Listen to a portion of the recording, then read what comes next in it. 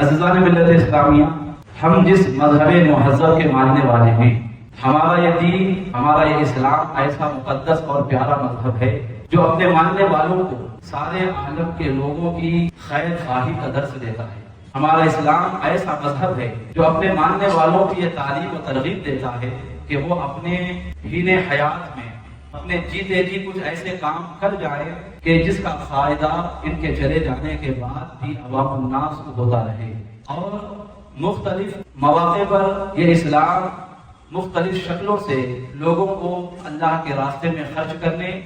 کی نہ صرف تعلیم دیتا ہے بلکہ اس کا اجر عظیم بیان کرتے ہوئے مختلف انداز سے ترغیب بھی ارشاد فرماتا ہے۔ جب ہم قرآن عظیم پڑھتے ہیں تو قرآن کریم جو ہماری ہدایت کے لیے اللہ رب العزت نے نازل فرمایا، یہ ایسا مقدس کلام اور ایسی پاکیزہ کتاب ہے جس میں کئی ایسی آیتیں ہیں جن میں اللہ رب العزت اپنے بندوں کو اس کے راستے میں خرچ کرنے کی ترغیب دیتا ہے،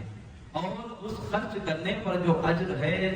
جو بدلہ اور صلہ ہے، اس کا بھی اللہ رب العزت الگ الگ انداز میں ذکر فرماتا ہے۔ جیسا کہ آپ دیکھیں کلام مجید میں اللہ رب العزت ایک مقام پر ارشاد فرما رہا ہے، لیس البر ان تولوا وجوہکم قبل المشرق والمغرب۔ اس کا مطلب اور خلاصہ یہ ہے کہ نیکی صرف اس چیز کا نام نہیں ہے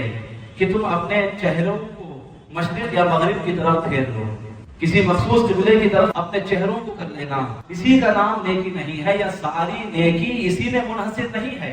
وَلَكِنَّ الْبِرَّ مَنْ آمَنَ بِاللَّهِ وَالْيَوْمِ الْآخِرِ وَالْمَلَائِكَةِ وَالْكِتَابِ وَالنَّبِيِّينَ، بلکہ نیکی اس چیز کا نام ہے کہ اللہ پر ایمان لائے، آخرت کے دن پر ایمان لائے، ملائکہ یعنی فرشتوں پر ایمان لائے، والکتاب والنبیین، آسمان سے تمام نازل شدہ کتابوں پر ایمان لایا جائے، اور اللہ کے ہر نبی ہر پیغمبر پر ایمان لایا جائے۔ تو ان تمام چیزوں پر ایمان لانے کا نام نیکی ہے۔ صرف کعبہ شریف کی طرف گھوم جانے یا بیت المقدس کی طرف رخ کر لینے کا نام ہی نیکی نہیں ہے،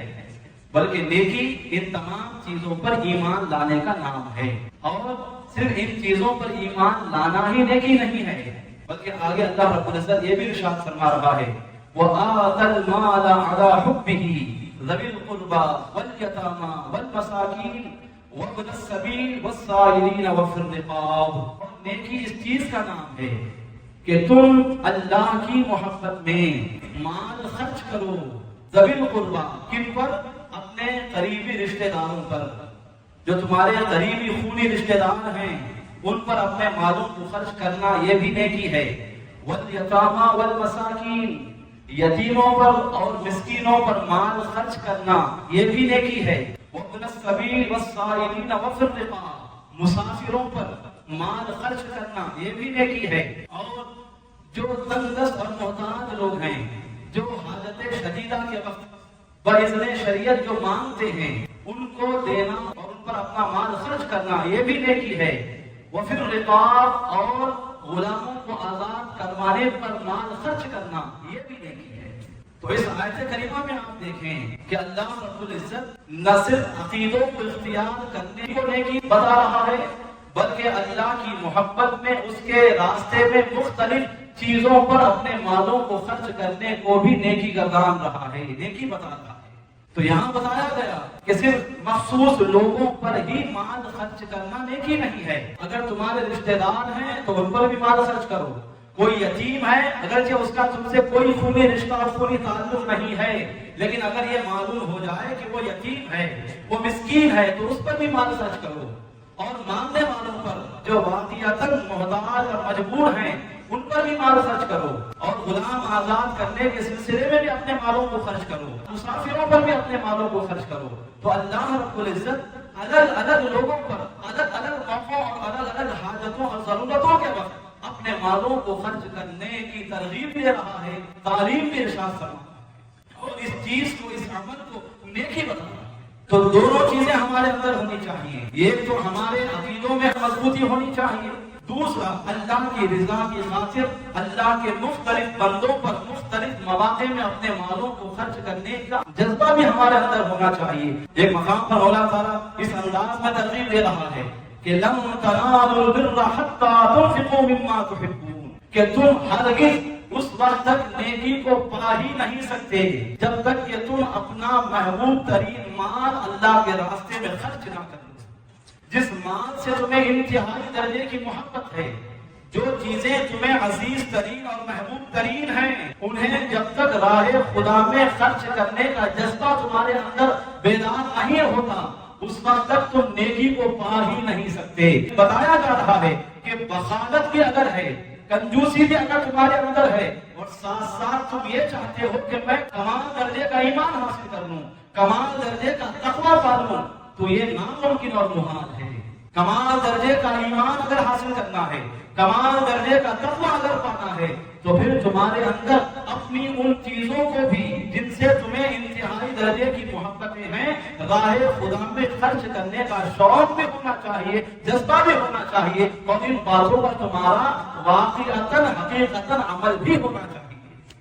تو یہاں پر بھی کنجوسی اور بخالت سے روکا جا رہا ہے، اور نہ صرف خرچ کرنے کی ترغیب دی جا رہی ہے، بلکہ ان چیزوں کو خرچ کرنے کی ترغیب دی جا رہی ہے جن چیزوں سے بندے کو انتہائی درجے کا لگاؤ ہو جاتا ہے، محبتیں ہو جاتی ہیں، اور بندہ یہ چاہتا ہے کہ یہ چیز میرے ہی پاس رہے، یہ مال میرے ہی پاس رہے۔ جب نفس یہ کہہ رہا ہو کہ یہ مال، یہ چیز میرے ہی پاس رک جائے، ایسے جذبات جب بیدار ہوں، اس وقت اس چیز کو، اپنے نفس کو کچلتے ہوئے راہ حق میں خرچ کر دینے کو اللہ رب العزت اعلیٰ درجے کی نیکی اور اعلیٰ درجے کا تقویٰ قرار دے رہا ہے۔ اس انداز سے بھی لوگوں کو خرچ کرنے کی ترغیب دی جاتی ہے۔ ایک اور مقام پر اللہ رب العزت ارشاد فرما رہا ہے، یا ایھا الذین آمنوا انفقوا من طیبات ما کسبتم، جس کا مفہوم اور خلاصہ یہ ہے کہ اے ایمان والو، اپنی پاکیزہ کمائیوں سے خرچ کرو، وہ مال جو حلال طریقے سے تم حاصل کرتے ہو، پاکیزہ ذرائع سے تم حاصل کرتے ہو، ان مالوں کو اللہ کے راستے میں خرچ کرو۔ خرچ کرنے کا حکم دینے سے پہلے خطاب کس انداز میں کر رہا ہے؟ یا ایھا الذین آمنوا، اے ایمان والو، اے مجھے ماننے والو، اے مجھ پر ایمان رکھنے والو، میری توحید کا اقرار کرنے والو، یعنی اے میرے محبوب بندو، اور اے مجھ سے محبت کا دعویٰ کرنے والو، میری محبت کا ایک تقاضا ہے، مجھ پر ایمان لانے کا ایک تقاضا ہے کہ تم حلال ذرائع سے، پاکیزہ ذریعوں سے جو مال کماتے ہو، اسے صرف اپنی حد تک محدود نہ رکھو، بلکہ اسے راہ خدا میں خرچ کرو۔ تو آپ دیکھیں کہ اللہ رب العزت یہاں پر بھی ایمان والوں کو خصوصاً راہ خدا میں خرچ کرنے کی ترغیب دے رہا ہے، اور ترغیب بھی کس انداز میں دے رہا ہے کہ ایسا ویسا مال خرچ نہیں کرنا جو پاکیزہ ہو، حلال ہو، طیب ہو، اسے خرچ کرو۔ ہمارا مزاج کیا ہے، ہمارا ذہن کیا ہے؟ جب ناجائز یا حرام یا کسی اور غلط طریقے سے ہمارے پاس مال جمع ہو جاتا ہے، اگر تھوڑی سی غیرت باقی ہے تو اس پر یہ خیال آتا ہے کہ اس مال کو اپنی ذات پر خرچ نہ کر کے، اپنے اہل و عیال پر خرچ نہ کر کے، اللہ کے راستے میں کسی دینی کام میں، کسی دینی مت میں خرچ کر دیا جائے، اس پر یہ خیال آتا ہے۔ لیکن یہاں مولا تعالیٰ کیا فرما رہا ہے؟ نہیں، اگر تم ایمان والے ہو تو پھر تمہارے ایمان کا یہ تقاضا ہے کہ جو حلال، جائز اور پاکیزہ مال تمہارے پاس ہے، اس مال کو راہ خدا میں خرچ کرو، اور یہ خرچ کرنا ہی میرے نزدیک محبوب و مقبول ہے۔ تو آپ دیکھیں یہاں پر بھی اللہ تعالیٰ خرچ کرنے کی ترغیب دے رہا ہے۔ ایک اور مقام پر مولا تعالیٰ ارشاد فرماتا ہے، وَمَا أَنفَقْتُم مِّن شَيْءٍ فَهُوَ يُخْلِفُهُ، کہ لوگوں تم جو کچھ بھی اللہ کے راستے میں خرچ کرتے ہو، جو کچھ بھی اللہ کے راستے میں قربان کرتے ہو، یاد رکھو اس خرچ کرنے کے بعد یہ تصور نہ کرو، یہ خیال اپنے ذہنوں میں نہ لاؤ کہ میں جو خرچ کر رہا ہوں اس خرچ کی وجہ سے میرے مال میں کمی ہو جائے گی، اس خرچ کی وجہ سے میں کمزور ہو جاؤں گا، اس خرچ کی وجہ سے میں نادار ہو جاؤں گا۔ یہ خیال اپنے قریب بھی آنے نہ دو، اس لیے کہ تم جو کچھ بھی اللہ کے راستے میں خرچ کرو گے اس کے بدلے اور دینا یہ ہماری ذمہ داری ہے، یہ ہمارا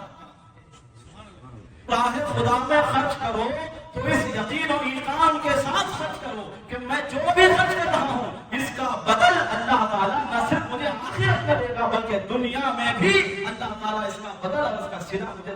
ضرور عطا فرمائے گا۔ اس یقین اور اس ایمان کے ساتھ اللہ کے راستے میں خرچ کرو۔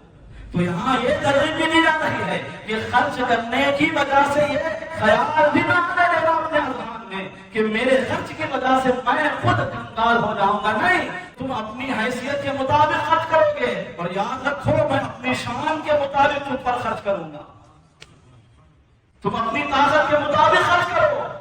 میں اپنی قدرت اور اپنے کمال کے مطابق تم پر خرچ کروں گا۔ اس میں گرامی وقار علیہ السلام ارشاد فرما رہے ہیں، بخاری شریف اور مسلم شریف کی متفق علیہ روایت ہے، سرکار ابو ہریرہ رضی اللہ عنہ ارشاد فرماتے ہیں کہ نبی رحمت صلی اللہ علیہ وسلم نے ارشاد فرمایا، انفق یا ابن آدم انفق علیک، اے ابن آدم تو خرچ کر، انفق علیک تجھ پر خرچ کیا جائے گا، کہ دل کھول کر اخلاص اور خوش دلی کے ساتھ تم اللہ کے راستے میں خرچ کرو، اور اللہ کے راستے سے مراد جو جو کام ہیں ان تمام کاموں میں خرچ کرو، اللہ کی رضا کی خاطر تم پر خرچ کیا جائے گا۔ انفق یا ابن آدم، یہاں الفاظ دیکھیں رسول گرامی وقار علیہ السلام کے، فرما رہے ہیں کہ اے ابن آدم تم خرچ کرو۔ یہاں ہماری عظمتوں کو بتایا جا رہا ہے، تم کس کی اولاد ہو؟ تم حضرت آدم کی اولاد ہو، اللہ کے محبوب پیغمبر کی اولاد ہو،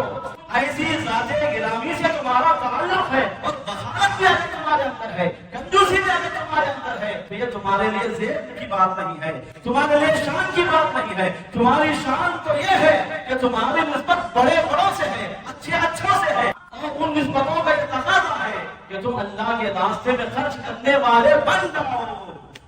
تو یہاں ہمارے عظمتوں کو بھی بیان کیا جا رہا ہے، اور ان عظمتوں کو یاد دلا کر کہا جا رہا ہے کہ اولاد آدم ہو، اور خرچ کرنے کا جذبہ تمہارے اندر نہیں ہے، اور خرچ کرنے سے پہلے یہ سوچتے ہو کہ میں خرچ کروں گا تو میرے اموال میں کمی آ جائے گی، جھٹک دو اس خیال کو، تم اولاد آدم ہو، پیغمبر زادے ہو، نبی زادے ہو، ایسی عظمت تم کو حاصل ہے، لہذا اس یقین کے ساتھ خرچ کرو راہ خدا میں کہ میں جو بھی خرچ کروں گا اس کے بدل اللہ بے حساب اپنی شان کے مطابق مجھے عطا فرمائے۔ انفق یا ابن آدم انفق علیک، تو خرچ کر اے آدم کی اولاد، تجھ پر خرچ کیا جائے گا۔ تو قرآن کی اس آیت میں اور حدیث مبارکہ میں یہ ترغیب دی جا رہی ہے کہ خرچ کرنے کی وجہ سے تمہارے مال میں نہ صرف اضافہ ہی ہوتا ہے بلکہ اللہ اپنی شان کے مطابق اضافہ کرتا ہے، اس میں کبھی کبھی کے واقع ہونے کا کوئی سوال ہی پیدا نہیں ہوتا۔ تو دیکھیں آپ، ہمارا مذہب اسلام کیسا پاکیزہ مذہب ہے جو مختلف انداز سے اپنے ماننے والوں اور اپنے پیروکاروں کو راہ خدا میں خرچ کرنے کی ترغیب دے رہا ہے۔